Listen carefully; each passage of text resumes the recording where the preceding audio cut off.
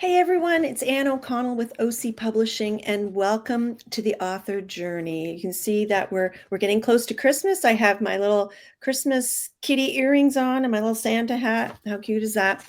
You might be watching a recording, so it could be spring, but right now, in this moment, it is the week before Christmas. And what better time than to talk about a beautiful children's book? And I do believe that books are the best gifts. So if you love what we're about to talk about and highlight, make sure you run out to your closest indie bookstore and look for The Book Witch, The Wee White Dog, and The Little Free Library. Look at this gorgeous book. And you know what? Today we have both the author and the illustrator, the author Lana Shupe and the illustrator Tegan Thomas, with us to talk about the development of this absolutely beautiful book and the teamwork that goes on between an author and an illustrator. So the author, Lana Shupe, grew up and then became a teacher. And in her classroom, she was a reader of books and a teller of tales. Then she married a man who loved books and they filled their house with books. That sounds very familiar. Then she became a mother 3 times and a grandmother more recently. And she got to read lots of books to her very own children. Then those 3 children grew up and Lana became a writer of words that have been put into books. Tegan Thomas is a Canadian artist from Vancouver Island, British Columbia, who is now living in Halifax, Nova Scotia, coast to coast. She graduated from Emily Carr University of Art and Design, and her graduating film Sundog has been showcased at film festivals and is winning awards. She has worked in the animation industry on projects such as Star Trek Lower Decks, Netflix's Carmen Sandiego, The Adventures of Rocky and Bullwinkle, which was one of my childhood favorites, and My Little Pony Friendship is Magic. She has expanded her love of visual storytelling to children's book illustration, and The Book Witch is her first. So I'm going to bring these lovely ladies up to join me and have a chat. Hi, girls. Hi, Anne-Louise. So nice to see you. And I want to thank you. I'm on the East Coast right now, and both of you are West and beyond, correct? So Lana, you're coming to us from Calgary this morning or today? I am, yes. Yeah, and Tegan, you're all the way over in Vancouver Island. Yes, that's right. Oh, well, I love this. And you guys, I can't tell you how excited I am to have you on. And we chatted at Woozles, Lana and Tegan, you were signing the book and I've got my very own copy. And I have to say, the way you sign, so there's Lana's, and that's an original Tegan Thomas illustration there. So this is a real keeper. All of my signed copies are. So how excited are you guys? So excited. And Lana, oh, it's our pleasure, my pleasure. And Lana, this is your 3rd children's book, right? Fourth. Okay. Oh, which one am I missing? Oh my goodness. No, right. It's 3 children's books, but 4 books. Correct. So you have a middle grader. Yes. And I have my whole collection of Lana Shupe books. So I will start a collection of Tegan books. So let's jump in. I mean, I want to show off this absolutely beautiful cover again, but I'm going to do it so that it's recorded in history. So Lana, where did this idea come from? Well, anyone who knows me knows that I loved my wee Scotsman, my wee white dog. And I always wanted to put him in a book. I thought he had so much personality. And I do claim to be a book witch, very proud to be a book witch. And I'm also a little free library steward. We have a little one here on our street that our community came together and built, and we've got it in our little cul-de-sac. And so it just made sense to me that they all sort of came together in one spot, and that we tried to solve the dilemma, although it's not a dilemma for me because I don't like getting rid of books, but the dilemma that some people have of finding a spot for their books. So I thought, what better place than a little free library? And so I just kind of brought them all together in the one book.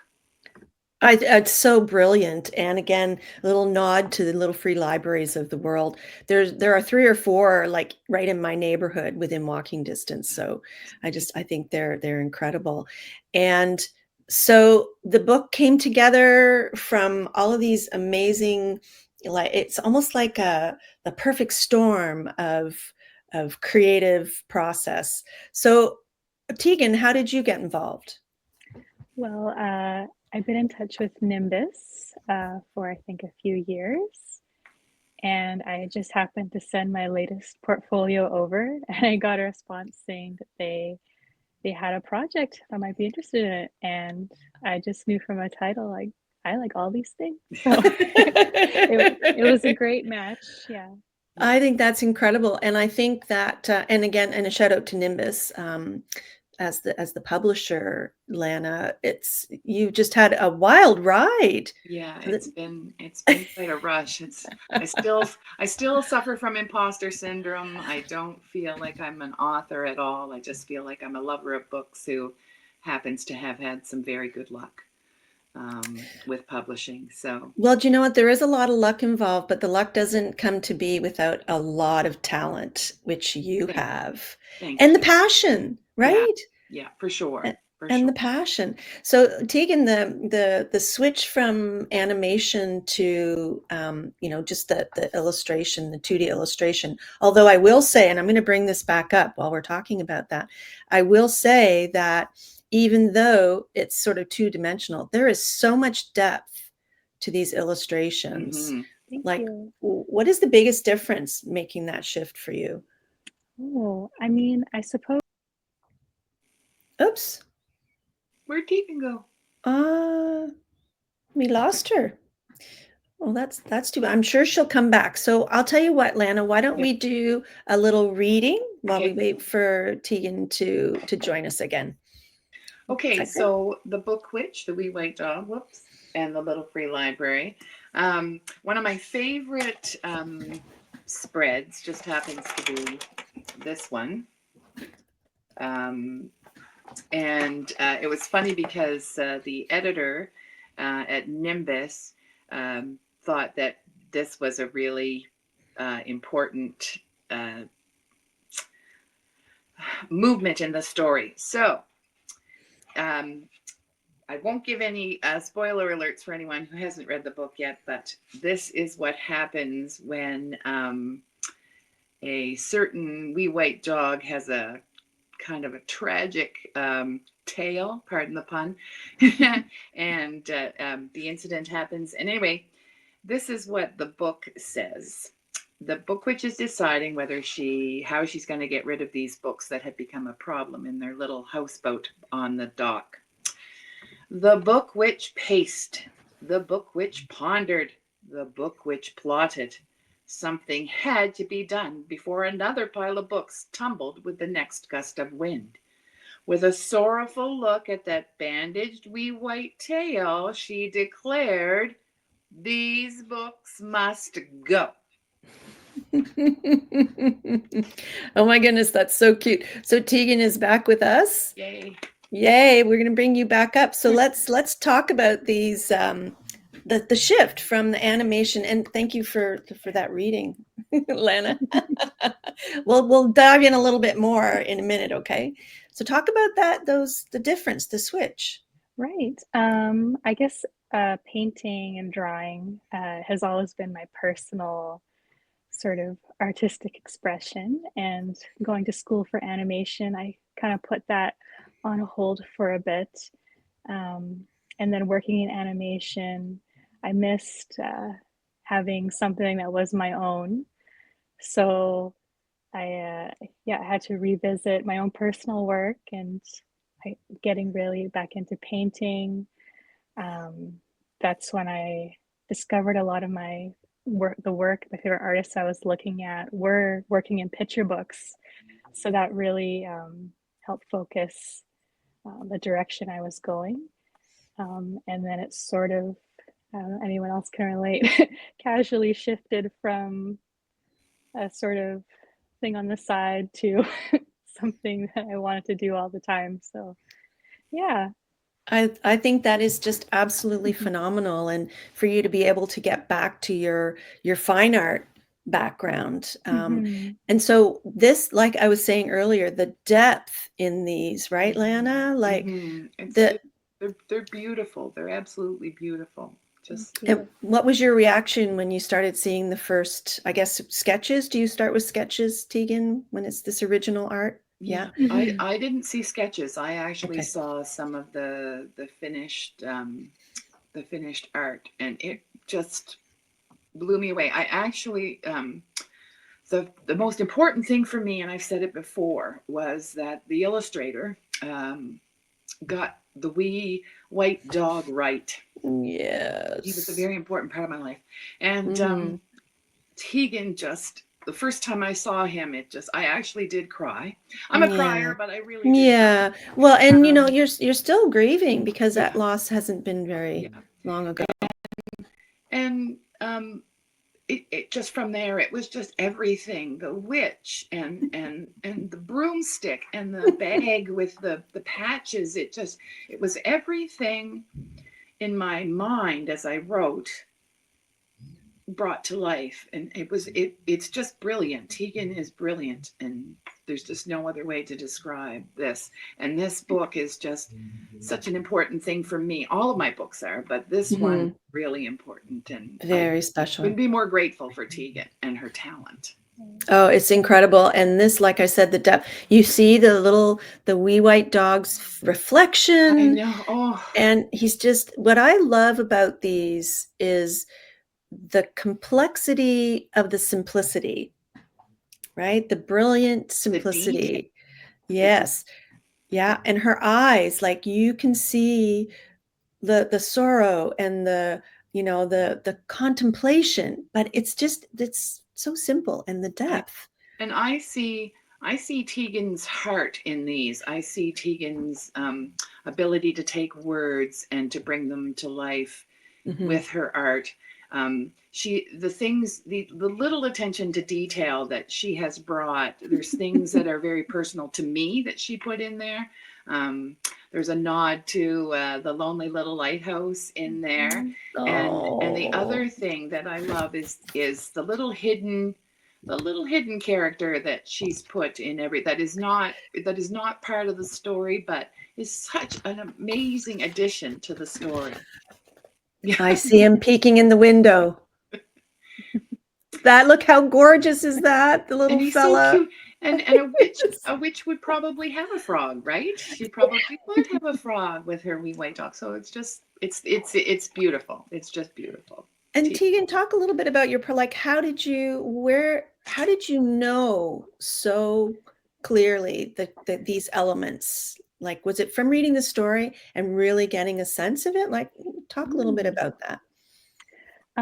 Yeah, I guess the process started with reading the manuscript over and over and thinking about where um, my like personal connections with the story would overlap with Lana's to just make it a real good, like, cohesive partnership that we're both telling the story with her words and me with pictures.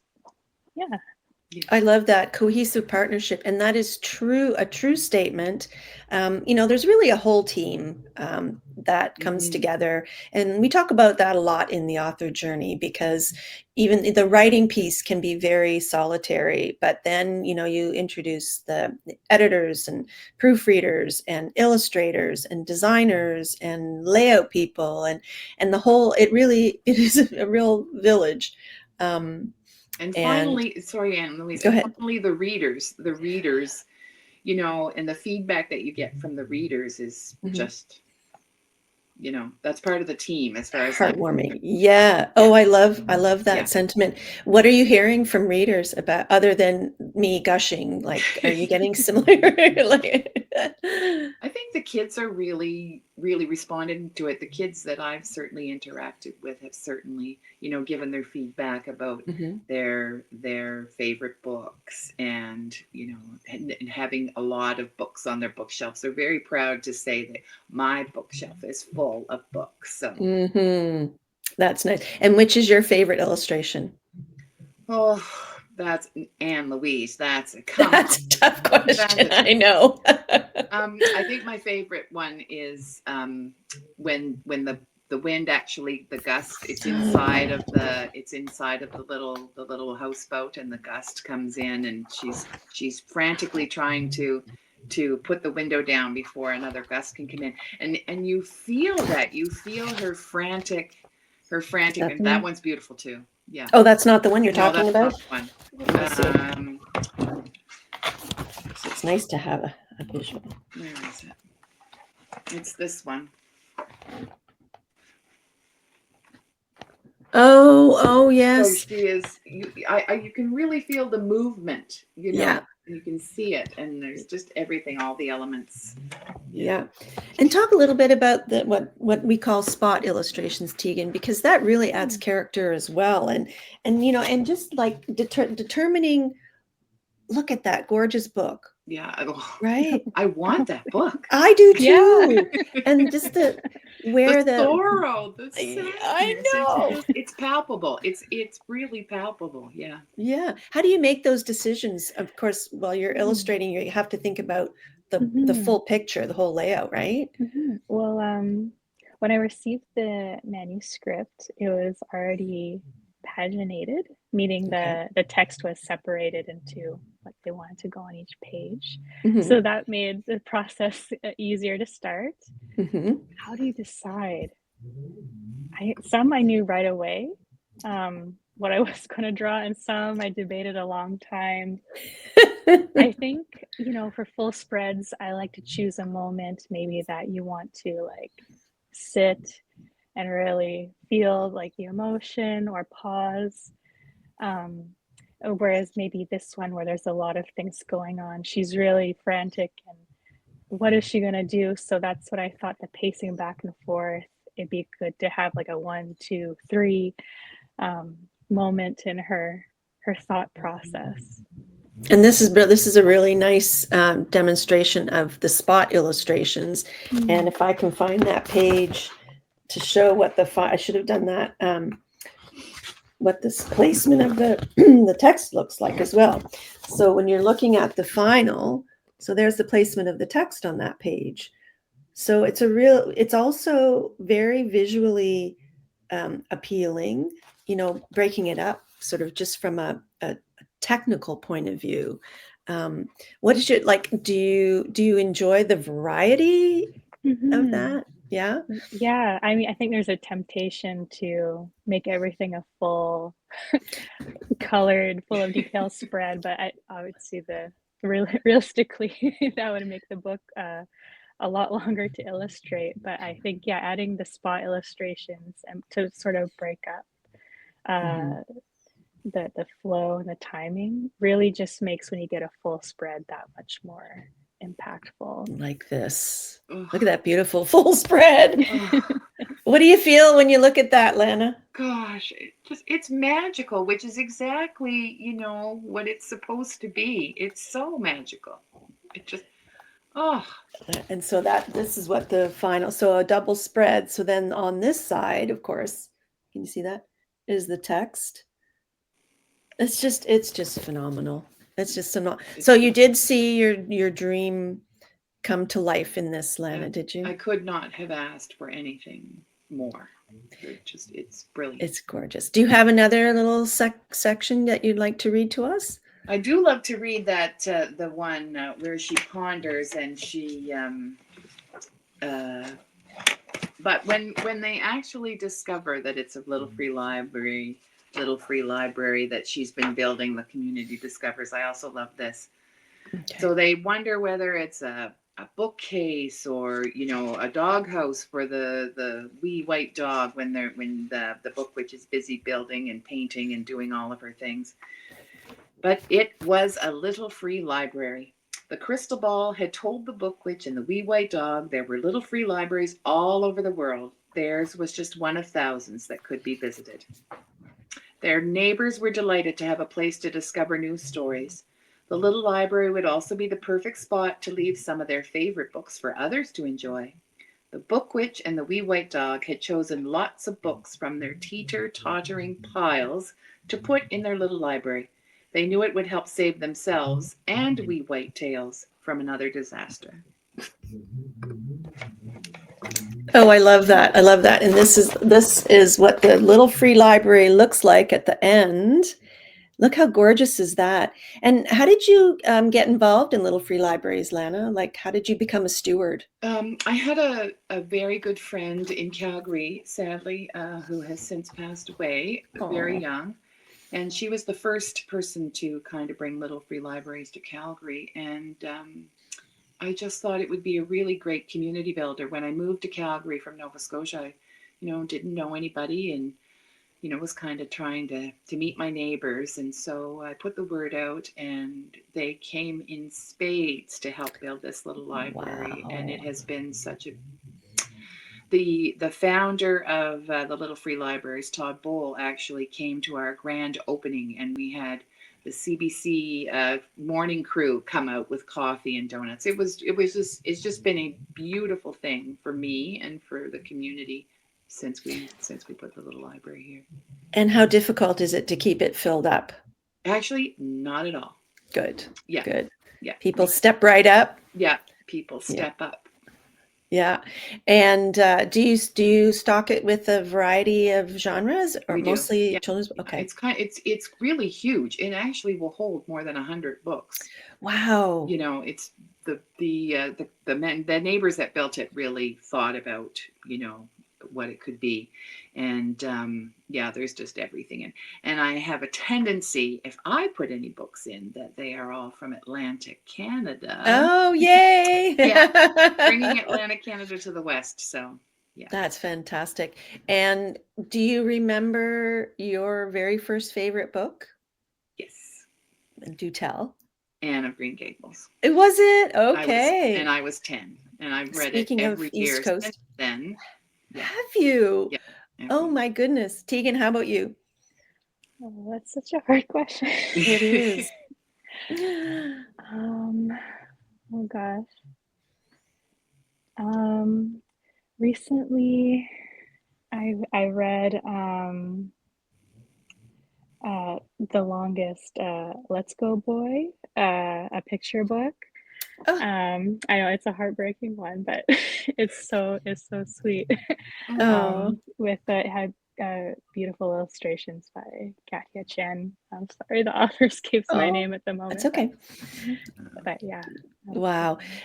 It's funny because I even still have it somewhere here. A Child's Garden of Verses. Oh yes. I know there are many versions of it, but my version has the most intricate and gorgeous illustrations that are just really stunning. So I guess it's something that I've been drawn to, ever since I was a child. And when I did early childhood education, my what we called kitty lit courses were always my favorite, of course. And so the years you were teaching, Lana, what are the kinds of things that, if somebody is thinking about writing a children's book, what are the things that you found were most attention grabbing for kids and that you always consider when you're sitting down to write a children's book? Or is it more a natural flow for you? It's always kind of been a natural flow for me, and every class, every group of children is very different. So I will say that I had great success with Robert Munch. Yes. In the classroom. Thomas's snowsuit was my favorite. And Mortimer. Mortimer, be quiet. Mortimer, be quiet. Yeah. But I also I am a member of the Storytellers of Canada, so also there was kind of that natural. If someone in the class, or if one child in the class was having a bad day, then we turned that around and we made a story about it, and awesome. Or things like that. Just whatever whatever occurrences were happening at the time. Yeah. You know, if Yeah. someone had new pink boots, then we had a new pink boot story, or we made So it up. you made stories up more as much as you read, Yeah, you know, oh, for pre-written sure. stories. Always been a Wow. storyteller. It's gotten me out of a few situations. Oh, that'll be a whole other interview, won't Oh, it? And that's incredible. And I want it before we wrap up. I want to make sure everybody knows how to find you guys. And as I said, you know, the book Witch, the Wee White Dog, and the Little Free Library is available at all your local bookstores. If you don't see it, ask. And that's why I say to everybody, if you don't find what you're looking for, most bookstores will be able to order a book in for you, no matter what, as long as it's, you know, in the cloud or whatever available. But if you're looking for Lana and you want to learn more about her, there she is, 𝐿anashupe.com. And we talked very, very quickly about your other books. So let's have a little look at those. The Little Church Beside the Sea. Oh, they're going to flash on the right. That's cool. oh, yay. Yay. And Hippie Pirates was the one because we were talking picture books. Have you got one in the works now? I have two actually in the works now. So, Ooh. yeah. Oh, that's wonderful. And the Lonely Little Lighthouse, you mentioned that a little earlier. There is apparently one of the illustrations in the book Witch that has a little lighthouse There's a little somewhere lighthouse in there. hidden in the background. Lonely is getting around. Lonely. That's wonderful. Yeah. And Tegan's website is TeganThomas.com, and there she is. And just so everybody knows, Tegan is open for exploring illustrating children's books. So hopefully we'll be able to put that into some practice down the road at OC Publishing. Do you have any advice for folks, Tegan, who are exploring the possibility of being a children's illustrator? Oh, I don't know. Where I started was I just went to the library and I literally picked up as many books as I could hold. Ones that were recommended, ones that just caught my eye. Not to feel like, oh, I have to replicate this trend or whatever, but just to get really into just because I love picture books and get real excited about making them. Yeah. That is really good advice. And it's advice that I often give. And Lana, you probably do too. No matter what genre you're writing or, you know, whatever type of artist you want to be, you want to read and explore as much as possible in that creative area. You know, just so you know some of the trends maybe, and then where you can become your own unique individual. And I love your workspace that we're looking at here. And how important is that to you to have like an actual designated workspace where all your stuff stays? Very important. Yeah, I've had quite a few workspaces, and I'm lucky to have one by a window now. Oh, that's so incredible. Yeah. And I want to also give a shout out to all artists and creatives out there. You know, with the evolution of AI, you know, my feeling is, you know, I want the artist and the creator to be the ones who are, you know, getting the accolades and the exposure, not some computer generated. So we don't do any AI content in the OC Publishing world. And Lana, same to you. What is your advice about somebody who's starting? Read, and if just keep it.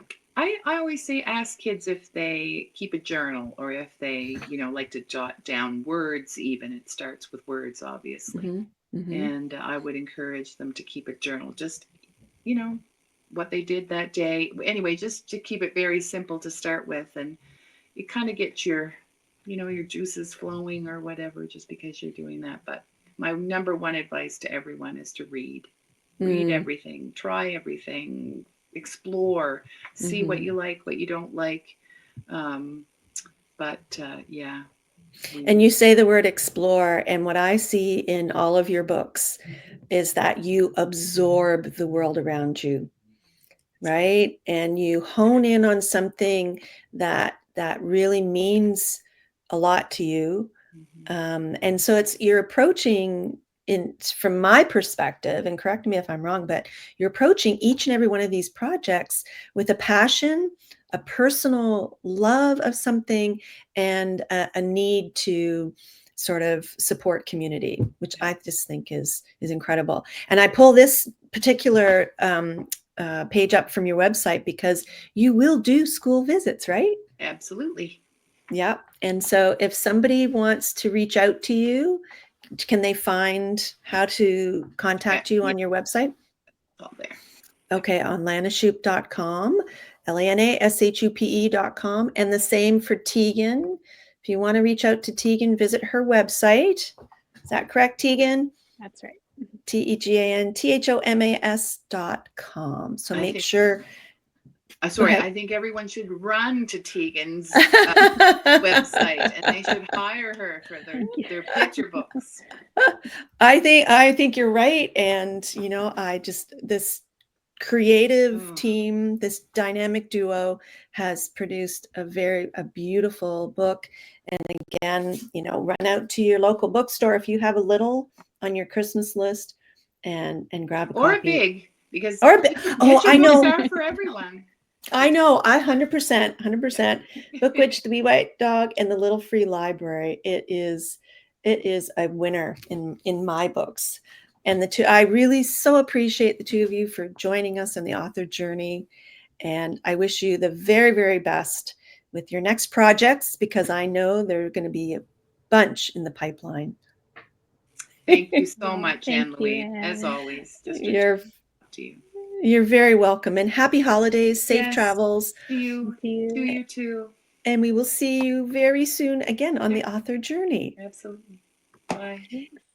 And thank you all for joining us today. I'm Anne O'Connell with OC Publishing, and today's author journey was with Lana Shupe and Tegan Thomas. We talked about The Bookwitch, a wonderful book. And I hope that you're all reading your most favorite books and getting ready for the holidays.